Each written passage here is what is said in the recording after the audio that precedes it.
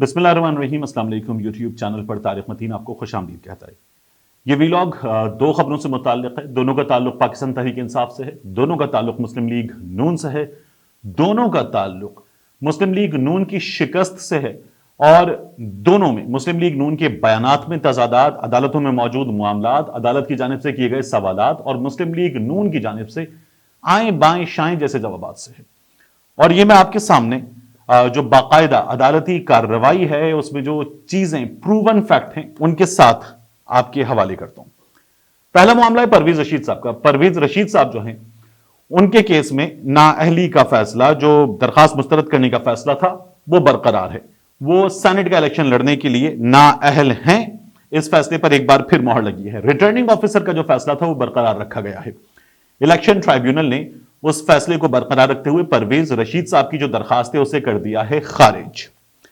यह मामला शुरू हुआ पीटीआई के वकील राना मुदस्सिर साहब ने पंजाब हाउस का जो नादहिंदा होने का मामला था परवेज रशीद साहब का, वो रखा और कहा कि ये इलेक्शन नहीं लड़ सकते। उस मौके पर इब्तिदा में परवेज रशीद साहब की जानिब से, नून लीग की जानिब से कहा गया कि वो 5,000 रुपए के नादहिंदा है। फिर बाद में उन्होंने उस 95 लाख रुपए के बिल के लिए कहा कि हम ये बिल जमा कराना चाहते हैं। पहले तो तस्लीम नहीं किया, फिर कहा हम जमा कराना चाहते हैं, एहतिजाजन देना चाहते हैं, ये बिल जाली है, फिर भी देंगे। आज की कार्रवाई में क्या हुआ, ये बड़ा दिलचस्प है। आज की कार्रवाई में इलेक्शन ट्राइब्यूनल के जज मिस्टर जस्टिस शाहिद वहीद साहब ने पूछा कि पंजाब हाउस का रिकॉर्ड, इलेक्शन कमीशन का रिकॉर्ड आ गया है, अमला आ गया है जिनको तलब किया गया था। अदालत में ऑडिट रिपोर्ट पेश की गई और बताया गया कि आ चुके हैं। और फिर अदालत ने जो परवेज रशीद साहब की जानिब से कहा गया था कि हमें बताया ही नहीं गया कि हमारा ये बिल है, ये 95 लाख रुपए हैं, ये हमें बताया ही नहीं गया था, हमें ये देने ये पता ही नहीं था। तो फिर अदालत को बताया गया कि जो नोटिस है वो एक से ज्यादा बार भेजा गया है, परवेज रशीद साहब का जो डीएचए का पता है उस पते पर भेजा गया है। उसके बाद परवेज रशीद साहब के वकला की जानिब से ये कहा गया कि ये जाली है, ये रजिस्टर्ड जाली है, इसके जरिए जाली डिमांड क्रिएट की गई और ये गलत है, लेकिन हम एहतिजाजन ये बिल जमा कर रहे हैं। उनके वकला ने यह भी कहा कि हमारे मौक्किल का ये बुनियादी हक है कि वो इलेक्शन लड़ सके, तो इलेक्शन लड़ने दिया जाए। बाद में भी इस बिल की तस्दीक हो सकती है। अगर ये बाद में साबित हुआ कि ये बिल गलत है तो फिर क्या होगा, और अगर ये बाद में साबित हुआ कि बिल दुरुस्त है तो परवेज रशीद साहब को डी नोटिफाई किया जा सकता है, ये करने दिया जाए। और फिर अदालत में उन्होंने ये मौक़िफ़ इख्तियार किया कि जो फैक्ट्स हैं वो गलत हैं, जो बयान किए जा रहे हैं कंट्रोलर ऑफिस पंजाब हाउस की जानिब से जाली रजिस्टर पे बनाए गए हैं। यह भी कहा गया कि नोटिस नहीं मिला और यह भी कहा गया कि परवेज रशीद साहब पंजाब हाउस में नहीं रहे। यह वो मौका था जब एडवोकेट जनरल पंजाब जो हैं उन्होंने सवाल किया कि अगर परवेज रशीद साहब ये कह रहे हैं कि वो नहीं रहे तो फिर उन्हें इस सिलसिले में अपनी जो दरखास्त है उसमें इस बात को बयान करना चाहिए था। लेकिन जो उन्होंने दरखास्त अदालत में जमा कराई उसमें तो उन्होंने नहीं कहा कि वो रूम नंबर D2 में नहीं रहे, उनकी साहबजादी पूनम रशीद साहिबा नहीं रही D5 में। यही बात जज साहब ने कही कि आपकी दरखास्त में ये फैक्ट्स मौजूद नहीं है। इस बात का कोई जवाब नहीं था। और फिर उसके बाद जो है उनसे मजीद पूछा गया तो उनके वकला ने यह कहा कि हम जो है ये 1 घंटे का वक्त दे दें, हम ये बिल अब भी जमा करा देते हैं। हुक्काम की जानिब से कहा गया, कंट्रोलर ऑफिस पंजाब के जो ऑफिशियल हैं उन्होंने कहा कि मैं जिस दिन ये मामला है अस्पताल में था, लेकिन मेरे ऑफिस से जब नाअहली का फैसला आया था और मेरे ऑफिस के किसी रुकन से कोई राब्ता नहीं किया गया। नेशनल बैंक के अकाउंट में भी ये रकम जमा कराई जा सकती थी, लेकिन ये जो अब इस वक्त चेक लेकर घूम रहे क्रॉस चेक, इसकी कोई कानूनी हैसियत नहीं है। और बहरहाल ये फैसला आ गया कि परवेज रशीद साहब जो है वो सेनेट का इलेक्शन नहीं लड़ सकते। उन्होंने एहतिजाज किया, मरियम नवाज शरीफ साहब ने एहतिजाज किया, कहा कि वो सरमाया हैं, नवाज शरीफ का असासा हैं, पार्टी का असासा हैं और परवेज रशीद साहब जो हैं वो भी एक नजरिया हैं। ये मामला टेक्निकल है। इसमें अताउल्ला कासमी साहब की जो पीटीवी की तकरीर थी उसके हवाले से भी बात हुई और उस पर भी एतराज सामने आया। अदालत ने पूछा कि क्या नया एतराज जमा कराना चाहते हैं, वो उठाना चाहते हैं। लेकिन बहरहाल किस्सा मुख्तसर ये कि परवेज रशीद साहब जो हैं वो नाअहल करार दे दिए गए इलेक्शन लड़ने के लिए। फैसला बरकरार है। जो पंजाब हाउस की इंतजामिया है उनसे मैंने आज दोबारा रब्ता किया और उनसे पूछा कि परवेज रशीद साहब ये बात कह रहे हैं, उनकी साहबजादी के हवाले से ये बात बताई जा रही है कि वो नहीं रहे, तो उन्होंने साफ तौर पर यह बात कही कि जनाब हमने अपने फैक्ट्स अदालत में बयान कर दिए हैं और जो डॉक्यूमेंट्स हमने अदालत को दिए हैं उन डॉक्यूमेंट्स पर अदालत की जजमेंट आ चुकी है। इससे ज्यादा हमें कुछ भी नहीं कहना है, ना हम इससे ज्यादा बात कर सकते हैं।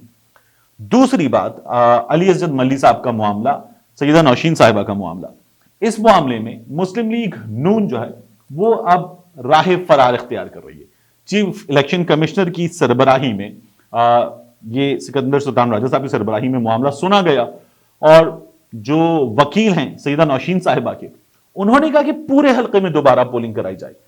यहां पर पाकिस्तान तहरीक इंसाफ ने कहा कि हम 23 पोलिंग स्टेशंस में तैयार हैं रीपोलिंग के लिए, और उन्होंने ये कहा कि यही मुतालबा मुस्लिम लीग का, ये हमारा मुतालबा नहीं है। हम तो ये कह रहे हैं कि हम जीत गए, जो फॉर्म 45 हमें मिला था उसकी रोशनी में जो हमने नतीजा तैयार किया और जो नतीजा इलेक्शन कमीशन ऑफ पाकिस्तान बनाएगा वो मैच करता है, तो हम तो जीते हुए हैं, हमारी कामयाबी का नोटिफिकेशन जारी किया जाए।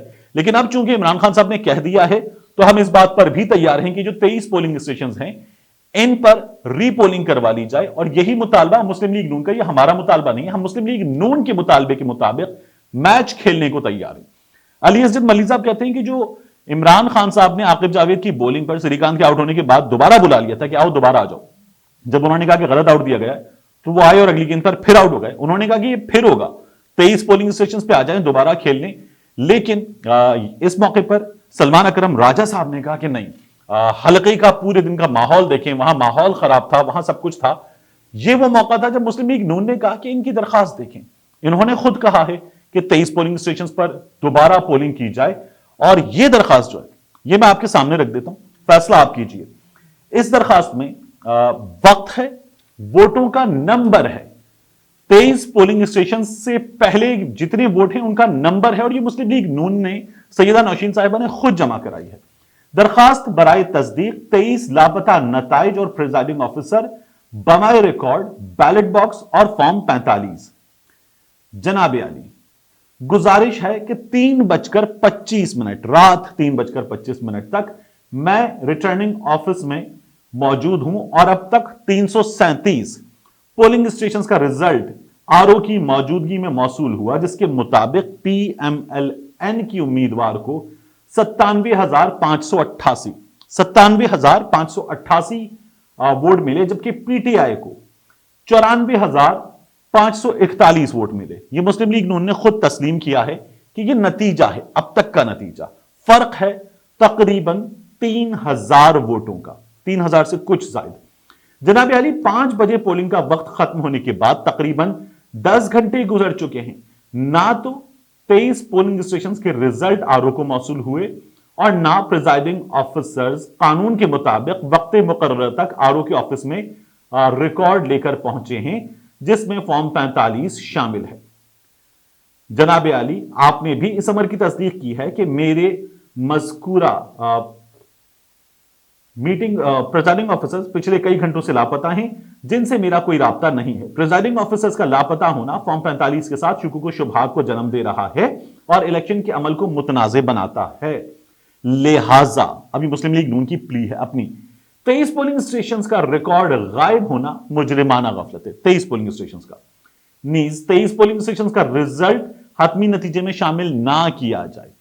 23 पोलिंग स्टेशन दरखास्त पेश करते हैं कि 23 पोलिंग स्टेशन में दोबारा पोलिंग का हुक्म सादिर फरमाया जाए। 3:25 पर दरखास्त लिखना शुरू की गई।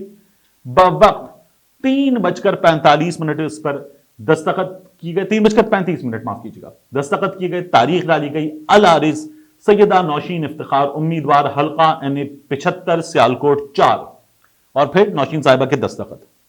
ये वो दरखास्त है जो मुस्लिम लीग नून ने की है कि मैच यहां से दोबारा खेला जाएगा।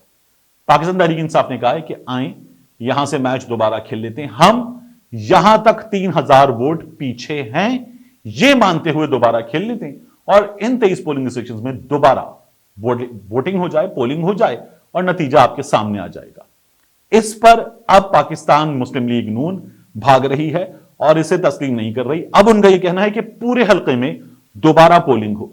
इसकी अभी समाअत जारी है, लेकिन मेरी जो माहिरीन से बात हुई, जो इसकी कवरेज करने वाले लोग हैं उनसे बात हुई, उनका यह कहना है कि अब तक जो प्रेसिडेंट्स हमारे सामने हैं, जो नजीर हमारे सामने है, और जो इस कार्रवाई से पता चल रहा है वो यही है कि इन 23 पोलिंग स्टेशन के दोबारा पोलिंग के हक में फैसला आ जाएगा, जो मुस्लिम लीग नून ने दरखास्त की थी और जिसे पाकिस्तान तहरीक इंसाफ ने चैलेंज समझकर कबूल कर लिया है। मिलते हैं इंशाल्लाह आपसे अगले वीलॉग।